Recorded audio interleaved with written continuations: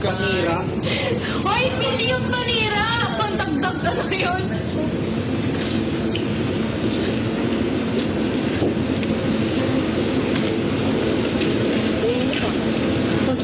Meow, meow. Meow, meow.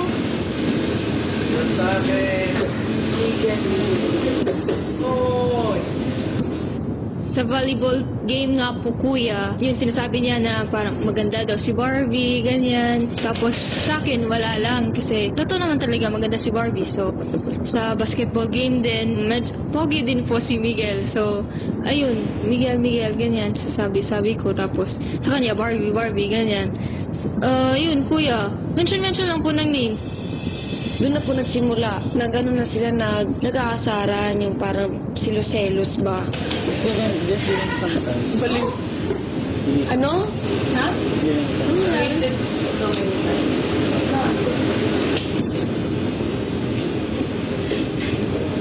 Balik selos ka na talaga selos.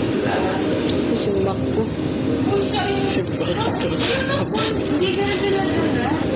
Alam niyo talaga kung saan yung lugar. Sarap no? Hindi pero kasi yung audio niya. Si Evan po, inaano nga si Vibery na, kasi sinabi niya, kausapin mo yun, nagsiselos yun. Parang, walang ganon. Stop player!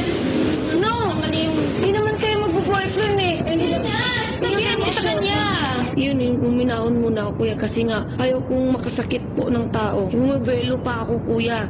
Sinabi ko, sige. Kasi, isang buwan pa tayo dito, hindi yung totoo. Ano na si Marco, parang malimabas.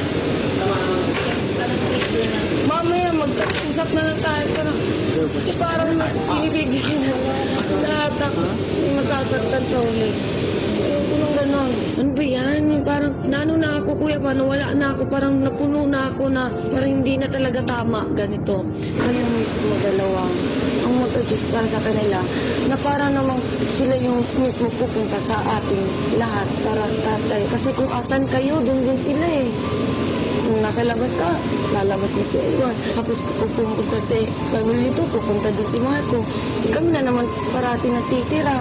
Hindi nga kami magtatapik talaga ng sobra hanggat wala kayo. Kasi nga, di ba, dapat isa tayo, dapat alam niya, alam ng lahat. Ang sabi ko lang sa inyo, na kayo na lang mag-adjust. Kung saan kami, doon na lang din kayo para silang dalawa, pupunta sila. Diyan lang ako. Diyan lang naman ako eh. Diyan lang ako. Dito ba? Sa atong 7, kuya, nung una, parang pinagtatanggol pa niya yung sarili niya ba? May reason talaga siya kung bakit ganoon.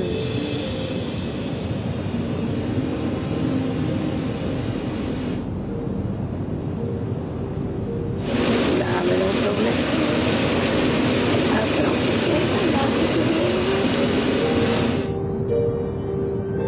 Ginawa ko po ito kasi nga nagmamalasakit ako sa kanila, kuya. Kasi nga, di ba, concerned din ako sa ang nakikita sa labas sa kanila. Ayaw ko naman ganun, kuya, hindi na-judge sila parati. Sorry pa, hindi ko kailangan. Yeah, I know.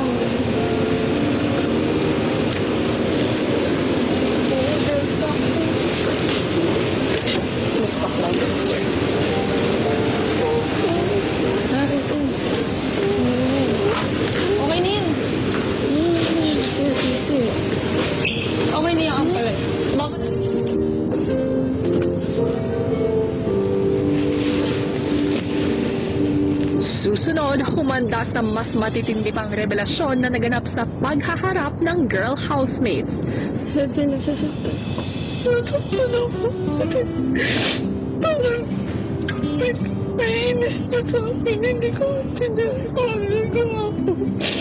Sa pagbaba